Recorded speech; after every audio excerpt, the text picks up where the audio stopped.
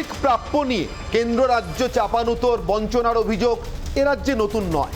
34 বছরের বাম জমানায় বারবার কেন্দ্রীয় বঞ্চনার অভিযোগ সামনে এসছে, তা নিয়ে পাল্টা এসছে। কিন্তু সেই অভিযোগ প্রশাসনিকভাবে যেমন ছিল, কখনো কখনো সেই অভিযোগে রাজনৈতিক কোনো রঙও লেগেছে। নিশ্চিতভাবেই বামফ্রন্টের তরফ থেকেও তাদের জমানায় বলা হতো যে কেন্দ্রের সরকারগুলো তাদের বন্ধু সরকার নয়, তাই সময় মতো তারা আর্থিক প্রাপ্য পান না, সময় মতো এই রাজ্যের মানুষ তাদের উন্নয়নের জন্য বরাদ্দ অর্থ পান না।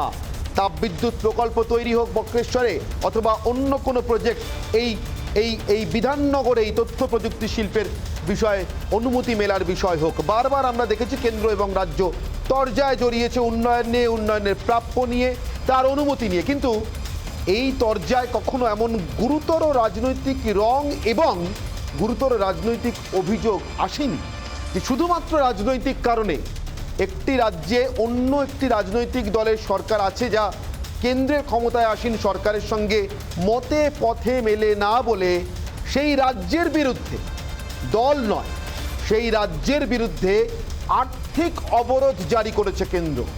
আমরা জানি যুদ্ধ ঘোষণার ঠিক আগের মুহূর্ত আর্থিক নিষেধাজ্ঞা, আর্থিক অবরোধ ঠিক তার আগের ধাপ। ঠিক যেভাবে রাশিয়া ইউক্রেন যুদ্ধ চলছে, ইউক্রেনের পক্ষে যারা যে সমস্ত দেশ, আমেরিকা সহ ইউরোপের ন্যাটো গোষ্ঠীভুক্ত দেশ, আপনারা দেখেছেন আমি এবং স্বর্ণালী যখন বারবার সেই দেশগুলি থেকে রিপোর্ট করেছি, তখন দেখিয়েছি রাশিয়া সরাসরি যুদ্ধ করছে ইউক্রেনের সঙ্গে, ইউক্রেন সরাসরি যুদ্ধ করছে রাশিয়ার সঙ্গে। আরেকটা ছায়া যুদ্ধ চলছে রাশিয়ার অর্থনীতির বিরুদ্ধে, রাশিয়াকে আর্থিকভাবে অবরোধ করে তার বিরুদ্ধে আর্থিক নিষেধাজ্ঞা জারি করে।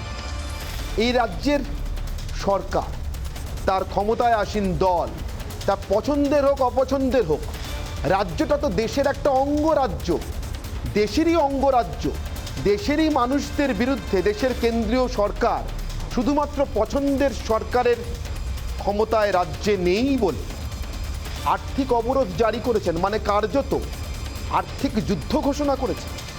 এমন গুরুতর অভিযোগ যখন রাজ্যের মুখ্যমন্ত্রীর মুখে, তখন আমরা নিশ্চিতভাবে তাকে না দেখে ফেলে দিতে পারি না, না শুনে চলে যেতে পারি। তাই আজকের বিতর্ক অনির্বাণের অগ্নিবাণে এই গুরুতর অভিযোগ নিয়ে আসলে কি আমরা চাই জানতে, এ রাজ্যের মানুষ উন্নয়নের প্রাপ্য থেকে বঞ্চিত কেন, কার স্বার্থে, কোন কারণে। আসবো বিতর্কে, তার আগে বিশেষ প্রতিবেদন।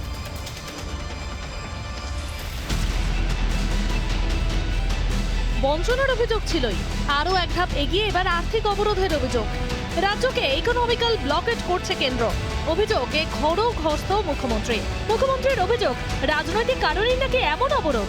নেতাজি ইন্ডোরের মঞ্চ থেকে অভিযোগ রাজ্যের প্রশাসনিক প্রধানের। বাংলার ঘর তৈরি করার পরিকল্পনা বন্ধ করে দেওয়া হয়েছে। এই টাকাগুলো তো এখান থেকে তুলে নিয়ে যায়, তার কিছুটা পার্সেন্টেজ ওরা দেয়। এটা নয় যে ওদের টাকা দিচ্ছে, রাজ্য থেকে যে টাকা তুলে নিয়ে যায় সেগুলো পার্সেন্টেজ হয় 60-40, কোনোটা 40-60, কোনোটা 80-20, নানা রকম ভাবে। কিন্তু আজকে হঠাৎ দেখছি আমি রাজনৈতিক কারণে ইকোনমিক্যালিও আমাদের ব্লকেট করা হচ্ছে। কয়েকদিন আগে জিএসটি বাবদ রাজ্যের কয়েক হাজার টাকার বকেয়া মিটিয়েছে কেন্দ্র। তারপরও কেন প্রকল্পের টাকা না দেওয়ার অভিযোগ কেন্দ্রের বিরুদ্ধে? বিজেপির দাবি প্রকল্পের নাম বদলে দেওয়ার অন্যতম কারণ। যে নামে কেন্দ্রের প্রকল্পই নেই, সেই প্রকল্পের নামে টাকা আসবে কিভাবে? মমতার অভিযোগের পাল্টা যুক্তি দিচ্ছে বিরোধীরাও। কিছুদিন আগেই কিন্তু 6,591 কোটি টাকা দেওয়া হয়েছে রাজ্যকে। কেন্দ্র ক্লিয়ার কাট মানে স্পষ্টভাবে বলে দিয়েছে যে হিসাব দাও, টাকা নাও। আর গ্রাম সড়ক যোজনা মানে বাংলার সড়ক যোজনার, তারপরে বাংলা আবাস যোজনা, এটা তো কেন্দ্রের কোনো নেই, যোজনাই নেই এই নামে, তো কেন্দ্র কেন টাকা দেবে? বাংলা সড়ক যোজনা, বাংলা আবাস যোজনা, এরকম এই নামে তো কোনো যোজনাই নেই কেন্দ্র, তাহলে টাকা কোথায় থেকে দেবে? প্রকল্পের নাম বদল নিয়ে উল্টে প্রধানমন্ত্রীকেই নিশানা রাজ্যের শাসক দলের সাংসদের। মুখ্যমন্ত্রী যেটা বলেছেন সেটা তো নতুন কথা নয়, সেটা ধ্রুব সত্য। বাংলার সাথে রাজনীতিগতভাবে পেরে না উঠে বাংলাকে একটা ফাইন্যান্সিয়াল ব্লকেট করার চেষ্টা, ইডি সিবিআইয়ের ভয় দেখিয়ে সিদ্ধান্তটা ভেঙে দেওয়া যায় না। তাই বাংলার প্রতি এরকম রাজনৈতিক বঞ্চনা, উদ্দেশ্য প্রণোদিত বঞ্চনা বাংলার মানুষ দেখেছে। এবং যেটা নাম বদলের কথা বলা হচ্ছে, নাম বদলের প্রবর্তক যদি কেউ থেকে থাকেন তিনি নরেন্দ্র মোদী। অথচ এই প্রকল্পগুলোয় বাংলার 40% টাকা দেওয়া আছে। 100 দিনের কাজ নিয়ে রাজ্যের বিভিন্ন প্রান্ত থেকে একাধিকবার উঠে এসেছে অভিযোগ। কখনো জব কার্ড কেড়ে নেওয়ার অভিযোগ, কখনো বিরোধী দল করায় কাজ না পাওয়ার অভিযোগ। 100 দিনের কাজে বারবার উঠেছে দুর্নীতির অভিযোগও। সেই প্রকল্পে কেন্দ্রের বিরুদ্ধে টাকা না দেওয়ার অভিযোগ নিয়ে পাল্টা তোপ দিচ্ছে বিজেপি। কাজ দেওয়ার সময় আছে বলে না আমরা কাজ দিচ্ছি, যখন টাকা পায় না তখন বলে যে কেন্দ্র টাকা দিচ্ছে না। তাহলে আগে স্পষ্ট করতে হবে যে কাজ কারা দিচ্ছে। আর্থিক অবরোধ হয় যুদ্ধ পরিস্থিতিতে, দুটি শত্রু দেশের মধ্যে। দেশের একটি অঙ্গরাজ্যের বিরুদ্ধে কেন্দ্র যুদ্ধ ঘোষণা করেছে। কার্যত এমনই অভিযোগ মুখ্যমন্ত্রীর। আর্থিক অবরোধের অভিযোগ, তাই রাজ্য বনাম কেন্দ্র চর্চাকে কি অন্য মাত্রায় নিয়ে গেল? উত্তর খুঁজছেন রাজ্যের মানুষ। রিপাবলিক বাংলা। আর এই নিয়ে আজকের বিতর্ক, সেই বিতর্কের মূল প্রশ্নগুলোর দিকে শুরুতেই নজর রাখবো। আমার আজকের বিতর্কের প্রথম প্রশ্ন, আমার প্রথম অগ্নিবাণ। দেশের অঙ্গরাজ্যের বিরুদ্ধে যুদ্ধ ঘোষণা কেন্দ্রের, গুরুতর অভিযোগ। অগ্নিবাণ 2,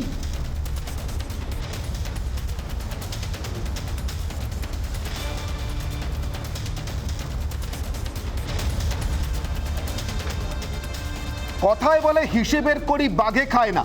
বারবার বিজেপির তরফ থেকে বলা হচ্ছে হিসেব দিন, টাকা নিন। যদি তাই হয়, সেই হিসেবের করি তবে খাচ্ছে কে? অগ্নিবাণ 3,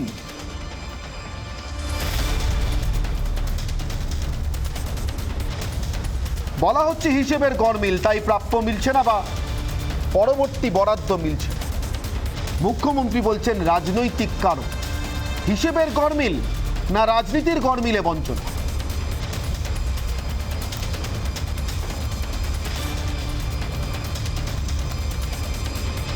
আমার সঙ্গে উপস্থিত যে অতিথিরা রয়েছেন তাদের সঙ্গে আপনাদের পরিচয় করিয়ে দিই। আমার সঙ্গে রয়েছেন বিজেপি মুখপাত্র কেয়া ঘোষ, আমার সঙ্গে রয়েছেন প্রদীপ্ত মুখোপাধ্যায়, তৃণমূল কংগ্রেস মুখপাত্র রয়েছেন ফুয়াদ হালিম, সিপিআইএম মুখপাত্র এবং সিপিআইএম নেতা। আমার সঙ্গে রয়েছেন প্রভাত দত্ত, রাজনৈতিক বিশ্লেষক, এবং সুপর্ণ মৈত্র, অর্থনীতিবিদ। প্রত্যেকের কাছে আসবো, কিন্তু একদম প্রথম আমি কেয়া আপনার কাছে আসবো, তার কারণ আজকে গুরুতর অভিযোগ উঠেছে আপনাদের বিরুদ্ধে। আর্থিক অবরোধ, কিন্তু যুদ্ধের আগে শোনা যায়, আন্তর্জাতিক রাজনীতিতে শোনা যায়, একই দেশের অঙ্গ এ রাজ্যের মানুষ, কার্যত তাদের বিরুদ্ধে আপনারা আর্থিক যুদ্ধ, আর্থিক অবরোধ ঘোষণা করেছেন। না, আসলে এই যুদ্ধ যেটা বলছেন না, আর আর্থিক যুদ্ধ, সত্যি অভিযোগটা অত্যন্ত গুরুতর। কিন্তু যে রাজ্যের মুখ্যমন্ত্রী তিনি একটি পলিটিক্যাল দলের বিরুদ্ধে জিহাদ অর্থাৎ ধর্মযুদ্ধ ঘোষণা করেন, সেই রাজ্যের মুখ্যমন্ত্রী এহেন মন্তব্য করবেন, এটাতে আমি একটু অবাক হচ্ছি না। আমি বরং কিছু তথ্য দিয়ে, আমার সামনে পাশে রয়েছেন বিশ্লেষক রয়েছেন, অর্থনীতিবিদ রয়েছেন, কিন্তু আমাদের কাছে যে তথ্যগুলি রয়েছে আমি দিই। এই রাজ্যের যে রেভিনিউ ডেফিসিট নিয়ে কথা হচ্ছে, ইতিমধ্যেই পশ্চিমবঙ্গ সরকারকে যে টাকাগুলি দেওয়া হয়েছে সেগুলো হচ্ছে 1132 কোটি টাকা। জুলাইয়ের জন্য পশ্চিমবঙ্গকে দেওয়া হচ্ছে 1132.25 হাজার কোটি টাকা দেওয়া হয়েছে। আচ্ছা, এই 2022-23 অর্থবর্ষে ইতিমধ্যেই দেওয়া হয়ে গিয়েছে 4,529 কোটি টাকা। আচ্ছা, এবারে চলে আসি জিএসটি নিয়ে এত মন্তব্য, এত কিছু জলঘোলা করা হয়েছে, এত কিছু বলা হয়েছে। 6,591 কোটি টাকা দেওয়া হয়েছে ইতিমধ্যেই পশ্চিমবঙ্গের জন্য জিএসটি বাবদ বরাদ্দ করা হয়েছে। আর এবারে আপনি দ্বিতীয় প্রশ্নটাতে আসি, যে হিসেবের গরমিল, আসলে এই টাকাটা কোথায় যাচ্ছে এটা খুব বড় প্রশ্ন, কিন্তু খুব গুরুত্বপূর্ণ প্রশ্ন। এটা নিয়ে আমার মনে হয় ইকোনমিক্সের, অর্থনীতির বই পর্যন্ত লেখা হতে পারে, যে কিভাবে সরকারি টাকা দলীয় কার্যে ব্যবহার করা হয়। সেটা হচ্ছে পশ্চিমবঙ্গ সরকার তার উৎকৃষ্ট উদাহরণ। কিভাবে মেলা, খেলা, মৎস্য ক্লাব এইভাবে নিজের ভোট ব্যাংককে তিনি এনশিওর করতে তিনি এই টাকাগুলিকে ব্যবহার করা হচ্ছে। না, আপনারা মেলা, খেলা, মৎস্য বলছেন, এ রাজ্যের সরকার সেগুলোকে জনকল্যাণমূলক প্রকল্প বলছে। আমার মনে হচ্ছে দৃষ্টিভঙ্গির সমস্যা হচ্ছে। আপনি কোনটাকে উন্নয়ন মনে করেন আর তৃণমূল কংগ্রেস কোনটাকে উন্নয়ন মনে করে? কিন্তু রাজ্যের মানুষের উন্নয়নের প্রশ্ন। একদম ভালো প্রশ্ন। তৃণমূল কংগ্রেস কোনটাকে উন্নয়ন মনে করে, এটা একদম ঠিক বলেছেন। তৃণমূল কংগ্রেস সরকার নয়, তৃণমূল কংগ্রেস এই যে মেলা খেলার মাধ্যমে বেশ কিছু মানুষের তো পকেট ভরছেই, কিছু মানুষকে তাদের চাকরি নেই, তাদের কিছু শিক্ষা নেই, তাদের বাড়িতে বাচ্চারা না খেয়ে থাকছে, সেই দুঃখ ভোলাতে মেলা, খেলা, মৎস্য শুরু হয়েছে। ক্লাবে ক্লাবে টাকা না দিয়ে এই যে বেকার যুবকদের চাকরিও তো দেওয়া যেতে পারতো, তাই না? 10 জনকে বা 20 জনের যে ক্লাবগুলি রয়েছে বা যতজনই থাকুক সেই ক্লাবে, সেই টাকাগুলি না দিয়ে তৃণমূল কংগ্রেসের সরকারের যদি সদিচ্ছা থাকতো চাকরিগুলো দিচ্ছেন না কেন? বেশ, এই রাজ্যে এত খালি পদ কেন? আমি প্রদীপ্তর কাছে আসবো। প্রদীপ্ত বাবু, কোথায় সমস্যা হচ্ছে একটু বলুন তো। আমি কেয়াদির খুব কতগুলো গুরুতর প্রশ্নের- অভিযোগ আপনাদের। গুরুতর অভিযোগের সঙ্গে সঙ্গে কেয়াদির কতগুলো কথার উত্তর না দিয়ে পাচ্ছি না। প্রথম কথা হচ্ছে হিসেবের গড়মিল, সেই জন্য টাকা দেওয়া হচ্ছে না।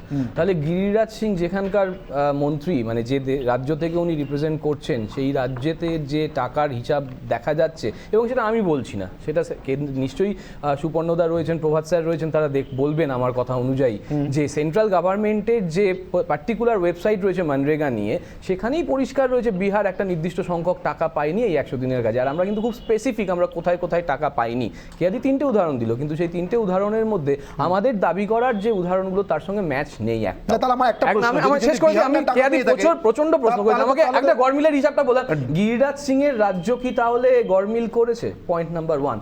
না, আবার তার সঙ্গে আরেকটা প্রশ্ন, তাহলে কি রাজনীতির গড়মিলে টাকা বন্ধ? আমাকে একটু শেষ করতে ওখানে তো রাজনীতির কোনো সমস্যা নেই। কেয়াদিকে তো আপনি ডিস্টার্ব করেননি, আমাকে প্লিজ আমার উত্তরটা দিতে দেবেন। Please, বলুন। 3 নম্বর হচ্ছে খেলা মেলা। খেলা মেলা যদি এত বিরক্তিকর লাগে, তাহলে যখন ওই কি একটা খাচ্ছিলেন না প্রধানমন্ত্রী একটা বিশেষ অনুষ্ঠানে গিয়ে, যেদিন দেশে করোনা নিয়ে প্রচন্ড মহামারীর একটা আবর্ত ঘুরে বেড়াচ্ছে, কি খাচ্ছিলেন বিহারের ওই একটা কি যেন হয় না, যাক আমি ওটা নামটা জানি না, খাচ্ছিলেন, সেটাও মেলাই ছিল, প্রধানমন্ত্রী নিজে উদ্বোধন করতে গিয়েছিলেন, সেটাও একটা মেলা। ফলে মেলার গুরুত্ব প্রধানমন্ত্রী নিশ্চয়ই ভালো জানেন। দাঁড়া দিদি আমাকে একটু বলতে দাও, আমি বলে এই রাজ্যে সেগুলো হয় না। 2 লাখ চাকরি কোথায় দিয়েছেন, চাকরির তথ্য এই মুহূর্তে ওয়েবসাইটে রয়েছে, দেখে নিতে পারবে। এবং আমাদের কেন্দ্রীয় প্রতিমন্ত্রী পার্লামেন্টে যে রিপোর্ট দিয়েছেন, তাতেও বলে দিয়েছেন যিনি কতটা চাকরি দিতে পেরেছেন, কতটা চাপ রয়েছে। এবং জাহাজ প্রতিমন্ত্রী আগে ছিলেন, এখন সড়ক ফড়ক যিনি আছেন তিনি বলে দিয়েছেন, আগে তোমাদের সভাপতি ছিলেন, ওসব জুমলা হ্যাঁ বা ব্লা ব্লা ব্লা ওসব বলবো না। কিন্তু আমার বক্তব্য অন্য কোথাও, যে শিল্পের কথা যখন দিদি বলছে, শিল্পের তথ্যটাও দিদি দেখেনি। কেন্দ্রের যে ওয়েবসাইট আছে, সেই ওয়েবসাইটের যে কর্পোরেট মিনিস্ট্রি আছে, তার লেটেস্ট রিপোর্ট যেটা মার্চ মাসে বেরিয়েছে, সেখানে দেখে নিক দিদি, পশ্চিমবঙ্গ সেখানে 3rd হয়ে রয়েছে, এবং ফার্স্টে কিন্তু মহারাষ্ট্র, বিজেপি শাসিত রাজ্য নয়। কিন্তু আমার একটা প্রশ্ন প্রদীপ্ত বাবু আপনাকে, তাই যদি হয়, অর্থাৎ আমি মুখ্যমন্ত্রীর অভিযোগে প্রত্যেকটি শব্দ অত্যন্ত গুরুত্ব দিয়ে দেখছি, যেটা যতখানি গুরুত্ব দিয়ে ফাইন্যান্সিয়াল ব্লকের বা ইকোনমিক ব্লকের মানে আর্থিক অবরোধের কথাটা শুনছি, ঠিক ততখানি গুরুত্বপূর্ণ কিন্তু সেটা রাজনৈতিক কারণে। মুখ্যমন্ত্রী বলছেন রাজনৈতিক কারণে, তাহলে বিহারও যদি বঞ্চিত হয়ে থাকে, মানে ডাবল ইঞ্জিন সরকার, আমি বলবো মানে কেয়াদিদের ভাষা, তাহলে ডাবল ইঞ্জিন সরকার যদি বঞ্চিত হয়, তাহলে বঞ্চনার কারণটা রাজনৈতিক নয়? এক্স্যাক্টলি রাজনৈতিক, এক্স্যাক্টলি। থ্যাংক ইউ প্রশ্নটা করার জন্য। কেন রাজনৈতিক? কারণ এই মুহূর্তে ওখানকার যে মুখ্যমন্ত্রী, তিনি কিছু বিষয়ে ব্যাগরা বাঁধাচ্ছেন, কিছু জাতপাতগত কৌশলগত ব্যাপার আছে, সেগুলো নিয়ে আলোচনা করলে পরবর্তীকালে আলোচনা করা যাবে, ঠিক সেখানে তিনি ব্যাগরা বাঁধাচ্ছেন। বেশ, কেয়ার কাছ থেকে উত্তর নেই। কেয়া, রাজ্যে কি তাহলে আপনাদের রাজনৈতিক লাইন এটাই, যে রাজনৈতিক লাইনে না মিললে অর্থনৈতিকভাবে মারবেন? না, তৃণমূল, দেখুন, তৃণমূলের মুখপাত্র, তিনি তার মতন ব্যাখ্যা করতেই পারেন, তার মতন করে তিনি মানুষকে বোঝাতে পারেন, যেমনটা কিনা রাজ্যের মুখ্যমন্ত্রী আমরা শুনলাম যে উনি বললেন ঘাস থেকেও শিল্প হয়, মাটি থেকেও শিল্প হয়। মাটি থেকে শিল্প, কিন্তু আমি ওনার সঙ্গে অনির্বাণ 100% সহমত। তার কারণ মাটির নিচে কয়লা থাকে, এবং সেই কয়লায় এই রাজ্যে কে কী কী সুবিধা পায়, সেটা বাকিটা তো ইতিহাসই হয়ে আছে। সেটা নিয়ে পরে যারা সমঝদারও কে লিয়ে ইশারা হি কাফি হ্যায়, মাফ করে নেব, হিন্দিটা খুব মানে দরও নয়। কিন্তু ব্যাপারটা হচ্ছে অন্য, ব্যাপারটা হচ্ছে যে বিভিন্ন রাজ্য যাদের যে পাওনা রয়েছে, সেগুলো হচ্ছে কোনো রকম তাদের হিসেব কিছু গড়মিল রয়েছে, সেই কারণে সেটার ব্যাখ্যাটা প্রদীপ্তরা যা ইচ্ছা দিতে পারেন। সেই রাজ্যের মুখ্যমন্ত্রী তিনি কি মাসির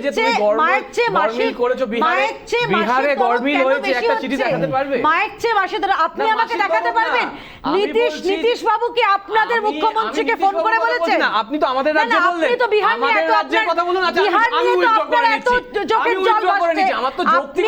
আরে আপনি তো আমার প্রশ্নের উত্তরটাই দিচ্ছেন না। নীতিশ বাবু কি কখনো মমতা বন্দ্যোপাধ্যায়কে আমি উইথড্র করে এবার বলছি আমার রাজ্যে একটা চিঠি দেখান। আপনাকে কি নীতিশ বাবু আপনাকে ফোন করে বলেছে? আমি আপনাকে চিঠি নয়, আমি আপনাকে তথ্য দিচ্ছি, মানরেগার তথ্য দিচ্ছি।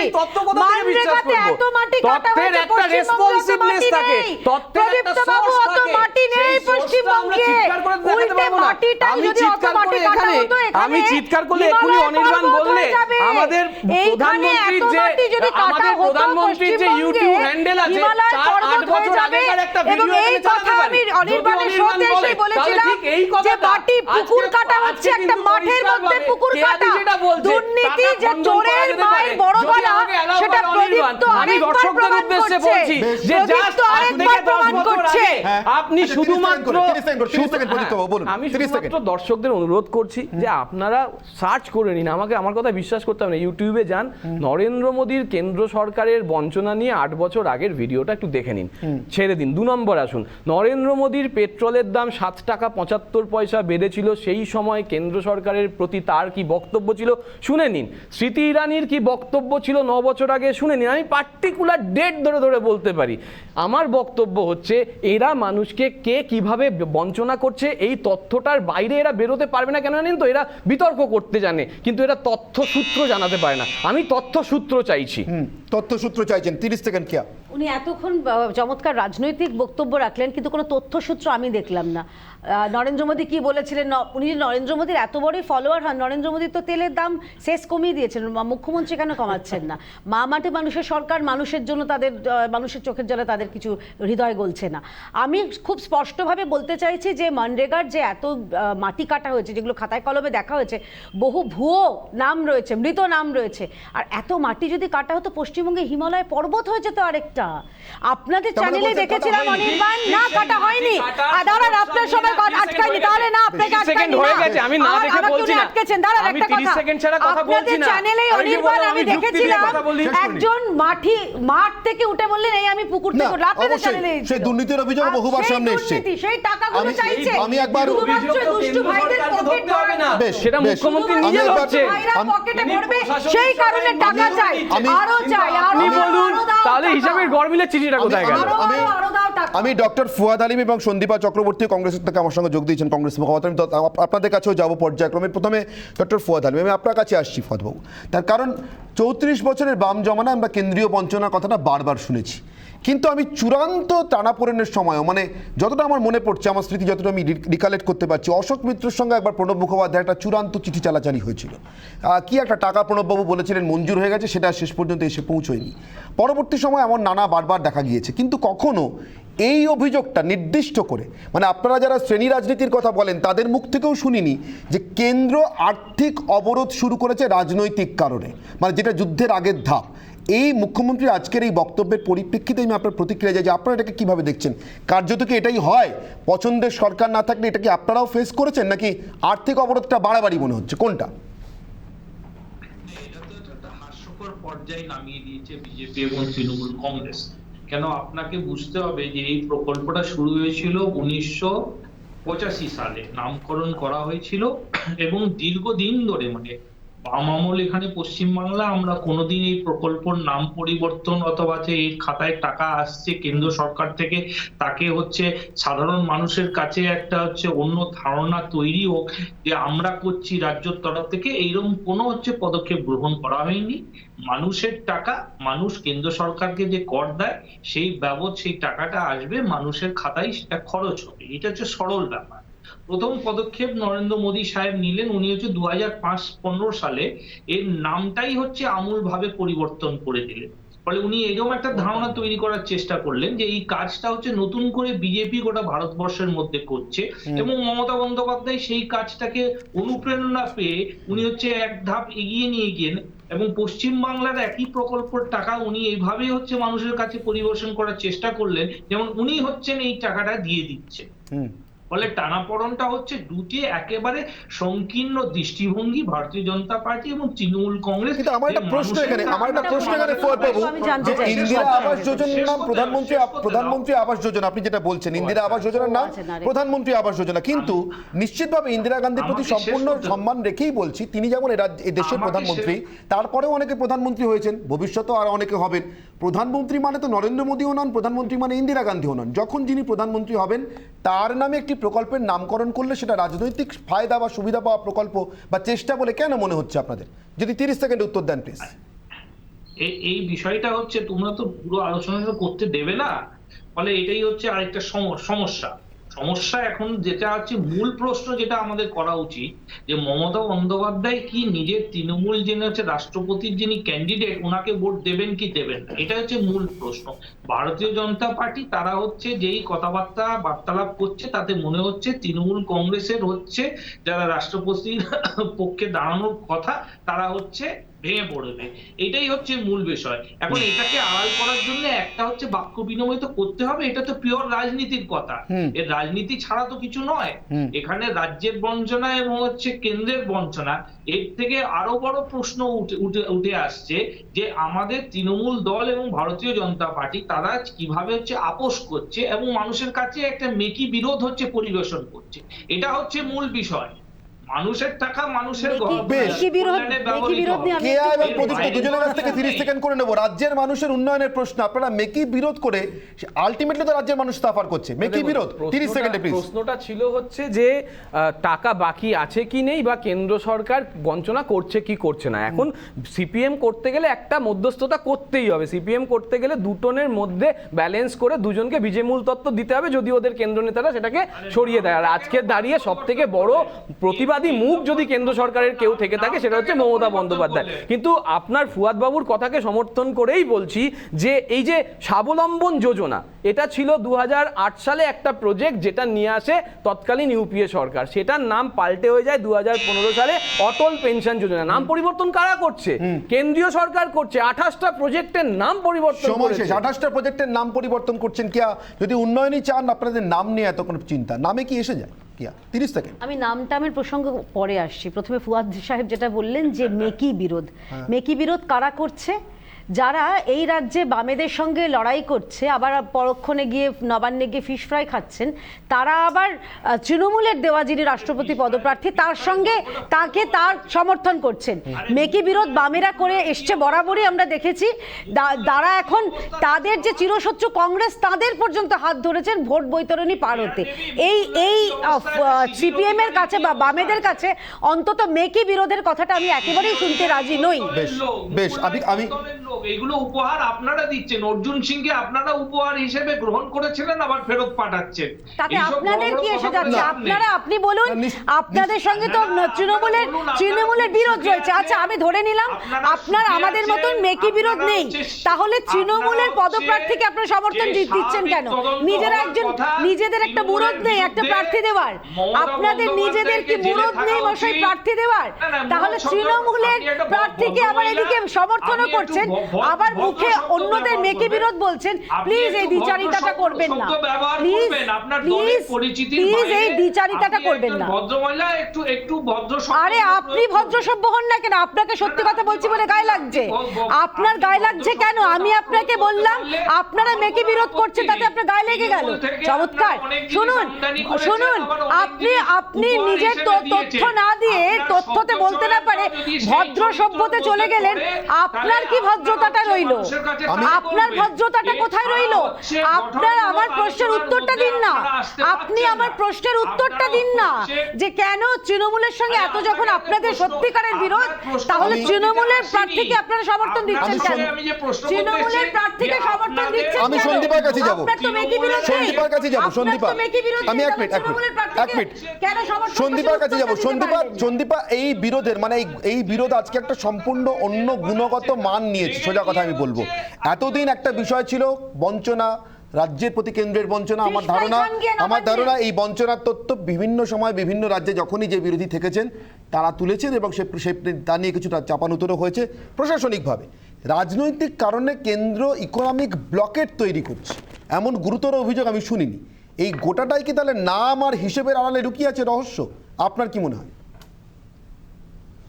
না দেখুন, রাজ্য তো টাকা পায়, যে বকেয়া টাকাগুলো আছে জিএসটি ইত্যাদি, এগুলো তো রাজ্য পায়, সেটা তো সত্যি কথাই।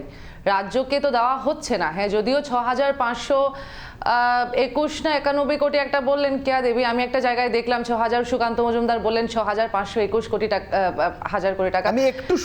আমি একটু শুধরাচ্ছি সন্দীপা আপনাকে, নিশ্চিতভাবে আপনি খুব অ্যাওয়্যার, কিন্তু তবু আমার মনে হয় কোথাও একটু ভুল হচ্ছে। রাজ্যগুলোকে কেন্দ্রীয় সরকারের দেওয়া জিএসটি বাবদ যে ক্ষতিপূরণ, তার শেষ কিস্তির টাকাটা কিন্তু প্রত্যেক রাজ্যের জন্যই দেওয়া হয়ে গিয়েছে। রাজ্যগুলো আর কিছু পায় না সাংবিধানিক জায়গা থেকে, অর্থাৎ এরপরে কেন্দ্র বাড়াতে চাইলে অন্য কথা। আমি তো সেটাই বলছি, একটা অ্যামাউন্ট তো ডিসবার্স করা হয়েছে, বাদ বাকি আরো যে বকেয়া টাকাগুলো আছে সেগুলো ডিসবার্স করা কেন হচ্ছে না সেটাও দেখুন, সেটাও তো আমাদেরকে জিজ্ঞেস করতে হবে। আমরা তো চাই, আমরা সবাই চাই রাজ্য টাকা পাক, রাজ্য স্বাবলম্বী হোক, কিন্তু সেটাও দেখতে হবে যে আমফান রিলিফের সময় হাইকোর্ট যখন ক্যাগের কথা বলেছিল, একটা অডিট হওয়ার কথা বলেছিল যে কিভাবে স্ক্যাম হয়েছে, কিভাবে রিলিফ ফান্ডে যা যা স্ক্যাম হয়েছে সেগুলো নিয়ে কাজ করতে বলা হয়েছিল, সেগুলোর রেজাল্ট কোথায়, গতিপথ কোথায়, তৃণমূল সরকার কি জবাব দিয়েছেন হাইকোর্টকে আমরা জানি না কিন্তু আজ অব্দি। ঠিক সেরকম ভাবে আমরা জানি না যে পিএম কেয়ার ফান্ডের আদৌ এটা অথরাইজ কিনা, পিএম কেয়ার ফান্ডটা আদৌ সরকারি কিনা, আদৌ নরেন্দ্র মোদী দ্বারা পরিচালিত কিনা, এবং পিএম কেয়ার ফান্ডের টাকাগুলো কোথায় গেছে জানি না। এটা তো বলে দেওয়া হয়েছে যে অডিটও হবে না।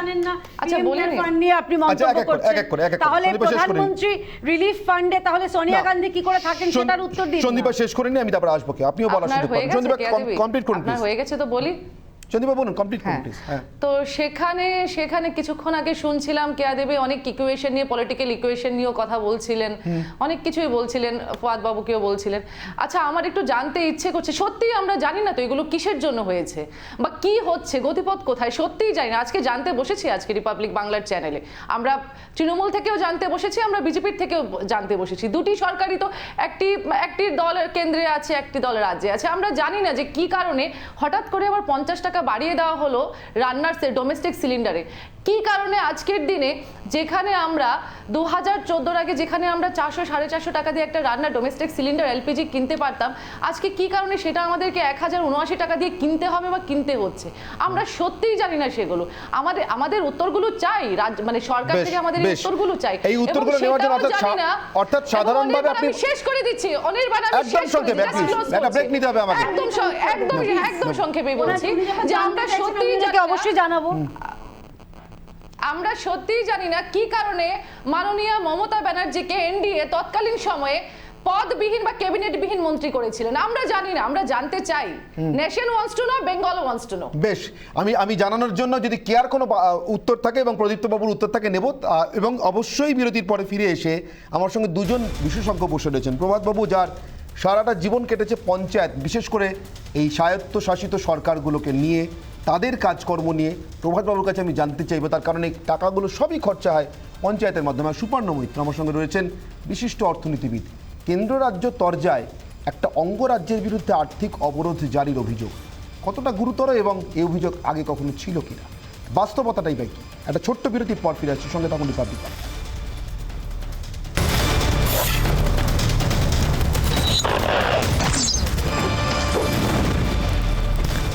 অভিযোগ গুরুতর, তাই প্রত্যেকের কাছে আমরা প্রতিক্রিয়া নেওয়ার চেষ্টা করেছিলাম আলাদা করে। তৃণমূল কংগ্রেস, বামেদের কাছ থেকে নেওয়ার চেষ্টা করেছিলাম, এবং অবশ্যই বিজেপি। শুনে নেব প্রত্যেকের তরফ থেকে কি প্রতিক্রিয়া এলো। তৃণমূল কংগ্রেসের পশ্চিমবঙ্গ সরকার পরিচালনা, পরিকল্পনা বহির্ভূত ব্যয়, খেলামেলা মোচ্ছক, অনুদানের রাজনীতি, ক্যাপিটাল এক্সপেন্ডিচার কমিয়ে দেওয়া, এটাই হলো এই রাজ্যকে অর্থনৈতিকভাবে অবরুদ্ধ করার প্রথম কারণ। কেন্দ্র সরকার অবরোধ তৈরি করছে না, অবরোধ তৃণমূল কংগ্রেসই নিজেদের ওপরে অবরোধ করছে। সরকার হিসাব দিতে পারেনি, তারা বলেছে রাজ্য হিসাব দিচ্ছে না, সেই জন্য আমরা টাকা দিচ্ছি না। আর আদালতের তো দরজা খোলা, আদালতে চলে যান, আদালতে গিয়ে প্রমাণ করুন যে কেন্দ্র সরকার অর্থনৈতিকভাবে অবরোধ করছে। আমি বুঝি না মুখ্যমন্ত্রীর এই ধরনের প্রলাপ, প্রতিদিনই তো তিনি এই কথা বলছেন, প্রায় রোজ বলছেন। তা কেন আদালতে তো মামলা করা যায় সংবিধান সম্মতভাবে, কেন সুপ্রিম কোর্টে গিয়ে তিনি কেন্দ্রীয় সরকারের বিরুদ্ধে নির্দিষ্ট মামলা দায়ের করছেন না যে আমাদের এই প্রাপ্য, এই টাকা, সেই টাকা কেন্দ্র সরকার দিচ্ছে না? ছিচকা দিনের মতো প্রত্যেক দিনই সাংবাদিক সম্মেলন থেকে আমাদের টাকা দিচ্ছে না, এই করছে না, সেই করছে না, এই সমস্ত কথা বলে মানুষকে বোকা বানিয়ে লাভটা কি? যদি ওর মামলা করার লোক না থাকে, তথ্য আমাকে দিন, আমি মামলা করবো। নাম বদলের ইতিহাস বিজেপি দেখিয়েছে। কোনটা বলছে কেন্দ্রের টাকা? এটা কি বিজেপির পৈতৃক টাকা নাকি? আজব কথা। এটা কেন্দ্র একটা অনুপাত দেবে, রাজ্য একটা অনুপাত দেবে, এবং কেন্দ্র যে টাকাটা দেবে সেটাও তো রাজ্যগুলোর কাছ থেকেই তুলে নিয়ে যাওয়া। যারা ইন্দিরা আবাস যোজনাকে প্রধানমন্ত্রী আবাস যোজনা করে দেয়, যারা একের পর এক কেন্দ্রীয় সরকারের প্রকল্পকে নিজেদের নামে করে দেয়, যারা শহর থেকে স্টেশন সবার নাম চেঞ্জ করে বেড়াচ্ছে, তারা আবার নাম নিয়ে বলছে কি? আমি একেবারে শুরুতেই প্রদীপ্তবাবু আপনার কাছ থেকে একটা উত্তর নেব, তারপর আমি বিশেষজ্ঞদের কাছে আসবো, তারপর কেয়ার কাছ থেকে একটা উত্তর নেব 30 সেকেন্ড করে। আমার প্রথম প্রশ্ন বিকাশবাবুর রিয়াকশন নিয়ে। বিকাশবাবু এবং সমীপবাবু দুজনেই বলেন আদালতে যাওয়ার কথা। এক ধাপ এগিয়ে বিকাশবাবুর বক্তব্য, যদি আপনাদের মামলা করার লোক না থাকে তথ্য দিন, বিকাশ ভট্টাচার্য রাজ্যের হয়ে মামলা লড়বেন। 30 সেকেন্ড। থ্যাংক ইউ বিকাশবাবু আপনার এই বক্তব্য এভাবে তুলে ধরার জন্য। আমি খুব আনন্দিত হতাম, এখানে দুজন বয়োজ্যেষ্ঠ বিশেষজ্ঞ আছেন, তারা নিশ্চয়ই মনে করতে পারবেন যে 2011 সাল অবধি কিভাবে বামপন্থী সরকাররা এই রকম অভাব অভিযোগের কথা বারংবার তুলে ধরেছে। কটা মামলা বিকাশবাবু করতে পেরেছেন। সংসদীয় রীতিনীতির একটা ব্যবস্থাপনা আছে, যেমন আইন আছে, আদালত আছে, তাহলে একটা সরকার দাবি চাপ এই কথাগুলো কোথা থেকে শিখলাম আমরা তো বামপন্থী জমানাতে পড়াশোনা করে এসেছি। আপনি একটা মামলা করেছেন দেখান এই কেন্দ্রের বঞ্চনা নিয়ে, কিন্তু আমরা ছোটবেলা থেকে শিখে এসেছি যে কেন্দ্র সরকার বঞ্চনা করছে, কেন্দ্র সরকার বঞ্চনা করছে, যদিও আপনারা এখন তাদের সঙ্গে হাত মিলিয়েছেন, আইএসএফ এর সঙ্গেও হাত মিলিয়েছেন। একটা ছোট্ট প্রশ্ন আমার তরফ থেকে প্রদীপ্তবাবু, আরও 30 সেকেন্ড সময় দেবো। বিকাশ ভট্টাচার্যের কথার পরিপ্রেক্ষিতে জিজ্ঞাসা করছি না, আলাদা করে আপনি জিজ্ঞাসা করেন, আমি ফুয়াদ হালিমের কাছেও যাব। আমার যতটা মনে পড়ছে, ফুয়াদ আমাকে সংশোধন করে দেবেন যদি ভুল বলি, রাজভবনে নরেন্দ্র মোদীর সঙ্গে দেখা করতে যাওয়ার সময় মমতা বন্দ্যোপাধ্যায়ের সঙ্গী হতে চান বলে জানিয়েছিলেন এই রাজ্যের বামেরা, রাজ্যের দাবি দেওয়ার প্রসঙ্গে। আমি বিজেপির তরফ থেকে পরবর্তী সময়ে রাজ্যের সভাপতি বা শুভেন্দু অধিকারী বিরোধী দলের তাদের তরফ থেকে একই ধরনের প্রপোজাল পেয়েছি। রাজ্যের জন্য যদি কোনো দাবি জানাতে চান, একটা প্রতিনিধি দল করুন সর্বদলীয়, আমরা যাব আপনার সঙ্গে। আপনারা যদি এতটাই হোয়াইট থাকেন আপনাদের দাবির জায়গা থেকে, অভিযোগের জায়গা থেকে, একটা শ্বেতপত্র সঙ্গে নিয়ে সবাইকে সঙ্গে নিয়ে গেলেই তো যাচ্ছে না। না, সেই রাজনীতিটা কিভাবে হবে সেটা তো দল ঠিক করবে নিশ্চয়ই। এবং না সেটা না রাজনীতির কেন বিষয় নয়, রাজনীতির কেন বিষয়, উন্নয়নের বিষয়টাও তো রাজনীতি মানে সংজ্ঞা। এখানে প্রভাত স্যার রয়েছেন, আমার স্যারের, উনি রাজনীতির সংজ্ঞা বলতে পারবেন। রাজনীতির সংজ্ঞাকে অত খেলো হিসেবে দেখবেন না। পয়েন্ট নাম্বার 1, রাজনীতির সংজ্ঞাকে দেখুন। রাজনীতি মানে কিন্তু মূল্যের কর্তৃত্ব সম্পন্ন বন্টন, আর মূল্য মানে সেখানে হচ্ছে দাবি চাহিদা, আর কর্তৃত্ব সম্পন্ন বন্টন মানে আপনি কিভাবে দাবি চাহিদাগুলোকে বন্টিত করছেন। রাজনীতির ডেফিনিশনটাকে ভালো করে পড়তে হবে আগে। সেই জায়গা থেকে যদি আপনারা বলার চেষ্টা করেন, আমি দুটো কথা বলে শেষ করব। প্রথম কথা হচ্ছে না, রাজনৈতিক, আরে রাজনৈতিক কোথা থেকে আসছে? আপনি রাজনৈতিকের সংজ্ঞাটাই তো গুলিয়ে দিতে চাইছেন। আপনি দলগত দিক থেকে বিচার করছেন কেন? দেখি আমি যখন সাবজেক্ট এক্সপার্ট রয়েছেন স্যার, আমি কি প্রভাত দত্ত, আমি তো আপনার কাছে যাবো স্যার, আমি কি রাজনীতির সংজ্ঞাগুলি দিতে চাইছি? মানে উন্নয়নের জন্য রাজ্যের সব রাজনৈতিক দল একসঙ্গে জোট বেঁধে প্রধানমন্ত্রী, রাষ্ট্রপতি, রাজ্যপালের কাছে গেলে তাতে কি রাজনীতি ঘেটে যায় স্যার? না, রাজনীতি ঘেটে যায় না। এই সমস্ত বিষয়ে যেটা সারা রাজ্যের মানুষের স্বার্থ যেখানে জড়িয়ে আছে, সেখানে সম্মিলিত প্রয়াসে সুফল পাওয়া যেতে পারে, কারণ চাপ সৃষ্টি হতে পারে সব রাজনৈতিক দল। সমস্যাটা হচ্ছে রাজনৈতিক দলগুলোর মধ্যে সহমত তৈরি করাটা খুব মুশকিল। সেই জন্যই একসঙ্গে যাওয়ার সমস্যা হচ্ছে, কারণ রাজনৈতিক মতপার্থক্যটা আমাদের মানুষের উন্নয়ন থেকে অনেক সময় উপরিস্তরে চলে যাচ্ছে। তার ফলে রাজনৈতিক মতপার্থক্যের বাইরে সহমত তৈরি করে কেন্দ্র সরকারের কাছে একসঙ্গে আবেদন করার পরিস্থিতি আমরা বারবার চেষ্টা সত্ত্বেও দেখতে পাইনি।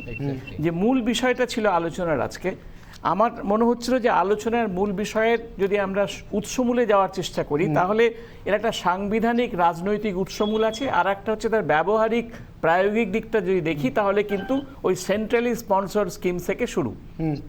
90 দশকে সেন্ট্রালি স্পন্সর স্কিমগুলো শুরু হলো আমাদের দেশে, এবং তখন থেকেই রাষ্ট্রবিজ্ঞানে যারা আমরা চর্চা করি তারা আমরা বলতে শুরু করেছিলাম যে সেন্ট্রালি স্পন্সর স্কিমসগুলো ভারতবর্ষের যুক্তরাষ্ট্রীয় কাঠামোর ক্ষতি করছে। কারণ সেন্ট্রালি স্পন্সর স্কিমগুলোর কেন্দ্র সরকার 60% টাকা দিচ্ছেন বটে, কিন্তু তিনি সেন্ট্রাল গাইডলাইন্স তৈরি হচ্ছে কেন্দ্র থেকে, এবং সেই গাইডলাইন্সগুলোকে সারা ভারতবর্ষের রাজ্য সরকারগুলোকে মানতে হচ্ছে। এবং সেন্ট্রালি স্পন্সরগুলোতে রাজ্য সরকারের একটা শেয়ার আছে। কিন্তু এই যে নামের প্রশ্ন, যে বিতর্কটা আজকে উঠেছিল, যে আমি বুঝতে পারি না যে আমাদের দেশে ব্যক্তির নামে কোনো সরকারি প্রকল্প হয় কেন। এক সরকারি প্রকল্প রাষ্ট্রের নামে হোক না, তাহলে এই বিতর্ক, রাজনৈতিক বিতর্কগুলো আসে না। এবং এখানে যেহেতু রাজ্য সরকার একটা শেয়ার আছে, কিন্তু রাজ্য সরকার তার নাম বদলে দেবেন, এটাও কিন্তু মেনে নেওয়া সংবিধান সম্মত বলে আমার মনে হয় না। কারণ কেন্দ্র সরকারের সঙ্গে আলোচনা করে রাজ্য সরকার যদি নাম বদলের প্রস্তাব করতেন, বা আমাদের ন্যাশনাল ডেভেলপমেন্ট কাউন্সিল আছে যেখানে মুখ্যমন্ত্রীরা সদস্য, সেখানে যদি এই বিষয়টা আলোচিত হতো সব রাজ্যের তরফ থেকে, যে আমরা প্রত্যেক রাজ্যে আমাদের কেন্দ্র সরকারের যে কর্মসূচিগুলো আছে, কারণ রাজ্যেরও অর্থ এর সঙ্গে জড়িয়ে আছে, সুতরাং নাম বদলের পরিকল্পনা ওখানে একটা সহমত তৈরি করে করা গেলে আজকে হয়তো অনির্বাণকে এই ধরনের আলোচনার আসর বসাতে হতো না। বেশ, আমি তাহলে এবার সুপর্ণবাবুর কাছে যাবো। সুপর্ণবাবু, প্রভাতবাবু বলছিলেন যে সবাই মিলে একসঙ্গে গেলে তো ভালোই হয়, কিন্তু রাজনৈতিক এই ঐকমত্য তৈরি করা যায় না। সত্যি কি জানা সুপর্ণবাবু, মানে আমি ইতিহাস ঘেটেই বলছি, খুব বেশি পুরনো ইতিহাস না, সাম্প্রতিক। কে আমার পাশে বসে আছেন, আশা করি কে ওই বিষয়ে রাজনৈতিক যাই বিরোধ থাক না, কারণ নিশ্চিতভাবে এই বিষয়ে আমার বিরোধিতা করবেন না, কারণ সাম্প্রতিক ইতিহাস বলছে নরেন্দ্র মোদী আর আহমেদ প্যাটেল একসঙ্গে হাতে হাত মিলিয়ে শিল্প চাইতে, বিনিয়োগ চাইতে যেতে পারে। তো এই রাজ্যের উন্নয়নের টাকা আটকে থাকলে, আর্থিক অবরোধ হলে কেয়া ঘোষ আর প্রদীপ্ত একসঙ্গে যেতে পারেন না? আমরা তো চাই। আমি সুপর্ণবাবুর কাছে জিজ্ঞাসা করছি, পারেন না সুপর্ণবাবু? এখানে সবাই যারা আছেন তাদেরকে আমি আমার নমস্কার জানাচ্ছি। ফুয়াদদা খুব সুন্দরভাবে একটা কথা বলেছিলেন, তার একটা কথা আমি খুব দিয়ে শুরু করতে চাই। প্রথম কথা হচ্ছে টাকাটা মানুষের টাকা, এটা আমাদের বোধহয় সবাই বোধহয় সহমত। কেউ প্রশাসনিকভাবে কেউ কেন্দ্রীয় সরকারে থাকতে পারেন, প্রশাসনিকভাবে কেউ রাজ্য সরকারে থাকতে পারেন, কিন্তু টাকাটা হচ্ছে মানুষের টাকা এবং সংবিধান সেটাকে বলে দেয় যে কীরকমভাবে সেটা বন্টন করা হবে। সুতরাং এক্ষুনি স্যার খুব সুন্দরভাবেই বলছিলেন যে ভারতের সংবিধানে যদি আমি ধারা 280, প্রদীপ্ত এখানে মানে রাষ্ট্রবিজ্ঞানের অধ্যাপক, তো ধারা 280 যদি আমি বলি, সেখানে আমাদের কেন্দ্রীয় এবং রাজ্যের মধ্যে ডেভলিউশন কতটা হবে সেটা সেখানে বলে দেওয়া আছে। এবং কারেন্টলি 15th ফাইন্যান্স কমিশন অনুযায়ী আপাতত আমরা জানি 41.1 মতো প্রায় আপনার রাজ্য সরকাররা পাবে, 58 সামথিং হচ্ছে কেন্দ্র সরকার পাবে। 279 নম্বর ধারা আবার সেখানে আরেকটা তৈরি করা আছে, যেখানে বলছে কেন্দ্রীয় সরকারে কিন্তু শেষ তোলার অধিকার আছে, সেটা কিন্তু আবার রাজ্যদের সাথে বিতরণ করা যাবে না। আরেকটা ধারা আছে কনস্টিটিউশনের, সেটা হচ্ছে আর্টিকেল 275 অফ দি কনস্টিটিউশন। সেখানে কি বলা হয়, এবং জিএসটি যখন আমরা এই 5 বছর আগে যখন জিএসটিটা যাওয়ার আগে প্রত্যেকটা রাজ্য একটা এস্টিমেট দিয়েছিল যে তাদের যখন এই জিএসটি ব্যবস্থায় যায়নি তাদের রোজগার তাদের কত হচ্ছে। সেই জন্যে এই যে মানে আর্টিকেল 280 বাদ দিয়েও আর্টিকেল 275-এ post devolution revenue deficit grant বলে একটা গ্রান্ট দেওয়া হয়, সেটা ভারতবর্ষে মাত্র 14টা রাজ্য পায়, তার মধ্যে পশ্চিমবঙ্গ এক। এবং কেয়া সঠিকভাবেই ওই ফিগারটা খুব ইন্টেলিজেন্টলি বিজেপির ওইটা বলার চেষ্টা করেছে। তো এটা জুন মাসে দেওয়া হয়েছে এবং 14টা রাজ্যের মধ্যে যে 15 ফাইন্যান্স কমিশন ওয়েস্ট বেঙ্গলকে সব থেকে বেশি টাকা অ্যালট করেছে, সেটা হচ্ছে 13,587 কোটি টাকা for the financial year 22-23। Third instalment জুনে যেটা পশ্চিমবঙ্গ পেয়েছে সেটা কেয়া সঠিকভাবেই বলেছে 1132.25 কোটি। এবং আপাতত এই খাতে মানে পোস্ট ডেভলিউশন রেভিনিউ ডেফিসিট খাতে 3,396.75 কোটি টাকা পেয়েছে। আরেকটা হচ্ছে জিএসটি, যেটা যে কোনো রাজ্য থেকেই বা তুলে নেওয়া যায়, সেটা হচ্ছে আমরা স্টেট জিএসটি, সেন্ট্রাল জিএসটি আর আইজিএসটি, 3টে কম্পোনেন্ট আছে। তাহলে সেই টাকাটা যদিও দিলেও কেন্দ্রীয় সরকারেরও অসুবিধে হচ্ছে। তার কারণটা হচ্ছে যে, এবং তারা কিন্তু কোনো পক্ষপাতিত্ব করছে না। আমরা ডিলের জন্য হয়তো বলতে পারি, কিন্তু আমরা যদি বলি যে আমাকে দিচ্ছে না প্রদীপ্ত পাচ্ছে, তার জন্য কিন্তু আমাদের সেই কারণগুলো দেখাতে হবে। 3 হচ্ছে 11-12টা জায়গাতে আমাদের মুখ্যমন্ত্রী যেটা রিলিজ করেছিলেন, সেখানে আমাদের বলা হয়েছে যে সমগ্র শিক্ষা যেটা আছে মানে সেখানে টাকাটা বাকি আছে, কিন্তু সেইটা বাকি থাকার জন্য অনির্বাণ 2012-13 সালে কেন্দ্রীয় সরকার একটা unified district system for education বা UDISE তৈরি করেছিলেন, এবং সেই পোর্টালে কিন্তু প্রত্যেকটা স্টেটকে তার রেলেভেন্ট ডেটাটা দিতে হবে। আমার কাছে তথ্য নেই, নিশ্চয়ই মুখ্যমন্ত্রী সেই ডেটাটা বা তা আমাদের রাজ্য সরকার সেটা দিয়েছেন বলেই আশা করছি। 2 হচ্ছে মিড ডে মিলস যে স্কিমটা আছে, যেটাকে হচ্ছে প্রধানমন্ত্রী পোষণ শক্তি নির্মাণ, সেখানেও দেখতে হবে যে সেখানে যে কোনো রকম মানে সংখ্যাগুলো সঠিকভাবে মিলছে কিনা। তার কারণ এগুলো, যেটা স্যার সঠিকভাবেই বলছিলেন যে সেন্ট্রাল স্পন্সার স্কিম আর একটা সেন্ট্রাল গভর্নমেন্ট স্কিম। তো সেন্ট্রাল স্পন্সার স্কিমের 2 রকম ভাগ, একটা হচ্ছে 60-40 মানে এতে, এবং কিছু বিশেষ অঞ্চলের জন্য 90 90-10। তো মিড ডে মিলের এই যে জায়গাগুলো আছে তারা সেটা করেছেন কিনা দেখতে হবে। এবং আরও জায়গায় তারা বলছেন যে তারা মানে ন্যাশনাল হেলথ মিশনে পাননি বা যা কিছু, এগুলো প্রত্যেকটাই কিন্তু 60-40 জায়গায়। সুতরাং এই সঠিক ডেটাগুলো দেওয়া উচিত। আর মুখ্যমন্ত্রী আর্থিক অবরোধ বা এই শব্দটা বলেছেন, আমার মনে হয় যে এটা বোধহয় একটু slightly political statement rather than a solid fundamental statement. আর অনির্বাণ, যেটা আপনি চাইছিলেন কংগ্রেস, বিজেপি, কংগ্রেস, সিপিএম, তৃণমূল মিলে সবাই যাবে, নিশ্চয়ই সবাই যাবেন, কিন্তু সবাই যখন যাবেন তারাও নিশ্চয়ই প্রধানমন্ত্রীর কাছে গিয়ে বা তাদের দপ্তরের কাছে ছোট হতে চাইবেন না। সুতরাং absolute correct disclosure of information লাগবে। একটা শ্বেতপত্র হতে পারে না প্রদীপ্ত বাবু? না, শ্বেতপত্র অ্যাবসলিউট যে ডিসক্লোজারের কথা স্যার বলছেন, সুবর্ণবাবু বলছেন, সেই ডিসক্লোজারটা যখন করা হয়েছিল, আমি ছোট্ট একটা উদাহরণ দিই, যে 116টা ডিস্ট্রিক্ট নিয়ে যে মাইগ্রেশনদের জন্য প্রধানমন্ত্রী রোজগার যোজনা করা হয়েছিল, সেইটা নিয়ে তো অমিত মিত্র পরিষ্কার সেই ডিসক্লোজার নিয়ে বলেছিল। আজ অবধি তো সেই 116টা ডিস্ট্রিক্টে, যেখানে পশ্চিমবঙ্গের একটা ডিস্ট্রিক্ট নেই, সেইখানে কি তথ্য দেওয়া হলো আমি আজ অবধি সেটা জানতে পারলাম না। কিন্তু এবং একই সঙ্গে যে পোর্টালের কথা অন্য একটা প্রসঙ্গে উনি বলছিলেন, সেরকমই একটা মাইগ্রেশন পোর্টাল করা হয়েছিল, সেই পোর্টাল আজ অবধি কেন্দ্র সরকার কার্যকরী করতে পারেনি। ফলে কে ডাটা দিতে পারছে না, সেই প্রশ্নটা কিন্তু এখানে সব থেকে বড়। সুপর্ণবাবু কিছু বলতে? না, আমি সেটাই বলছি, আমি সেই জায়গায় আসার জায়গাটা তৈরি করছি। এক্ষুনি স্যার কানে বলেন। প্রথম কথা হচ্ছে যে যেটাও মাইগ্রেন্টসদের ডেটা নিয়ে বলেছিল, সেটা একটা কোভিড স্পেসিফিক প্রোগ্রাম। স্যার এখানে সুন্দরভাবে ইউটিলাইজেশন সার্টিফিকেটের কথা বলেছেন।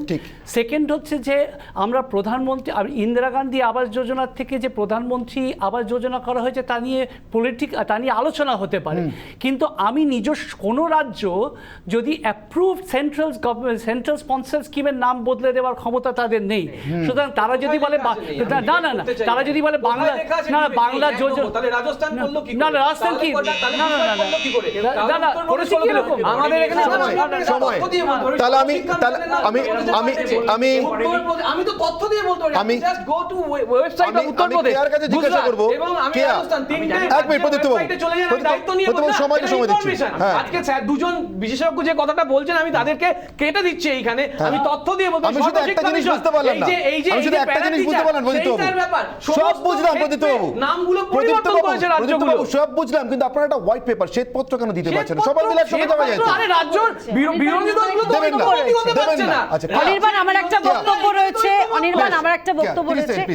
রাজ্যের পাওনা গন্ডার ব্যাপারে আমাদের দলের তরফ থেকে, আপনি যেমনটা বললেন সঠিক বললেন, আমাদের দলের তরফ থেকে আমরা একদম দ্ব্যর্থহীন ভাষায় বলছি যে আমরা এই রাজ্য সরকারের সঙ্গে রয়েছি। পাওনা গন্ডার ব্যাপারে আমরাও যাব, যদি ওরা চান আমরাও যাব, রাজ্যকে যা তাদের প্রাপ্য সেটা নিয়ে আসবো। কিন্তু সেই টাকাটা কিভাবে খরচ হচ্ছে তার হিসেব তো দিতে হবে। এটা তো আমার আপনার টাকা, সেটাতে যদি উনি বলেন মঞ্চে দাঁড়িয়ে যে তোর টাকা নিয়েছি, যে তোকে হিসাব দেব, এই মন্তব্য তো আমরা শুনতে রাজি নই। এবং তারই সঙ্গে একটা কথা আমার না বললেই নয় অনির্বাণ, যে আমরা দেখেছি শ্রীলঙ্কা কত টাকায় দেউলিয়া হয়েছিল, তাদের প্রায় 6.5 লক্ষ কোটি টাকা দেনার দায় দেউলিয়া। এই মুহূর্তে পশ্চিমবঙ্গের দেনা প্রায় 6 লক্ষ কোটি টাকা। এই দেনা এবং শেষ একটা কথা, অনেকক্ষণ কথা বলেছেন।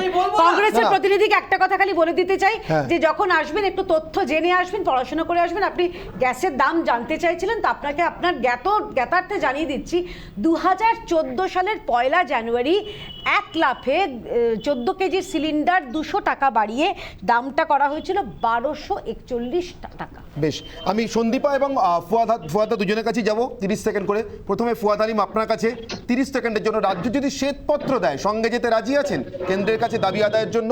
এমন গুরুতর একটা অবস্থা, আর্থিক অবরোধ। দেখুন, গুরুতর আর্থিক অবস্থা, গোটা দেশ এই সংকটের মধ্যে রয়েছে। আপনি জানেন যে গত জুন মাসে গোটা ভারতবর্ষের সমস্ত শ্রমিকদের 3% চাকরি চলে গেছে এক মাসের মধ্যে, 3%। এটা নরেন্দ্র মোদী যেভাবে দেশটাকে চালাচ্ছে একটা সংকটের মধ্যে। ডলার 80 টাকার ছুঁই। ফলে এই অবনতি যেটা টাকার হয়েছে, এটা প্রত্যেকটার দায়িত্ব নরেন্দ্র মোদীকে নিতে হবে। গ্যাসের দাম বাড়বে, যিনি কথাটা বলেছেন উনি হচ্ছে কিন্তু গোটা কথাটা বলেননি। সে 2014 সাল 1 জানুয়ারি হচ্ছে সাবসিডি কম্পোনেন্ট কতটা ছিল, কত লোকজন সাবসিডিতে কিনতো এবং গ্যাসের দাম কি বাড়ানো হয়েছিল, আর আজকে দাঁড়িয়ে সাবসিডিকে সরিয়ে যেভাবে দামটা বাড়ানো হচ্ছে তার মধ্যে আকাশ পাতাল পার্থক্য আছে।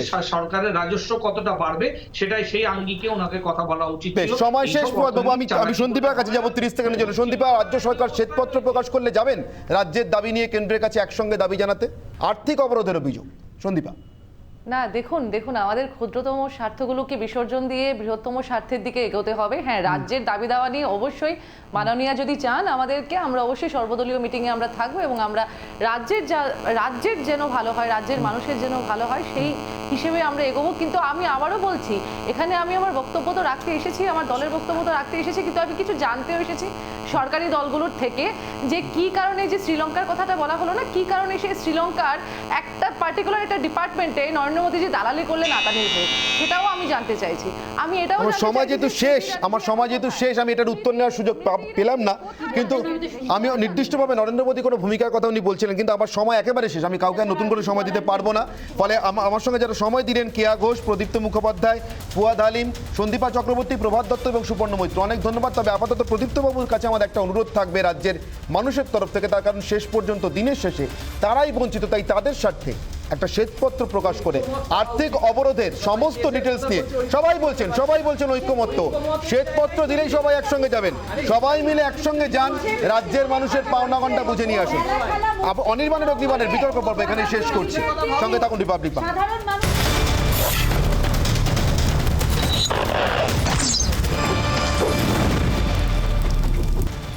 অনির্বাণের অগ্নিবাণে এই মুহূর্তে যে খবরে চোখ রাখবো, স্টেশন চত্বরে 2 হকার ইউনিয়নের ঝামেলার জেরে ধুন্ধুমার হলো শেওড়াফুলিতে। শেওড়াফুলি স্টেশনে 2 হকার ইউনিয়নের ঝামেলায় রীতিমতো ধুন্ধুমার। স্টেশন চত্বরে সংঘর্ষে 3 জন আহত হয়েছেন। দোকান ভাঙার অভিযোগ উঠেছে তৃণমূলের হকার সংগঠনের বিরুদ্ধে। জাতীয় বাংলা হকার সংগঠন এই অভিযোগ জানিয়েছে।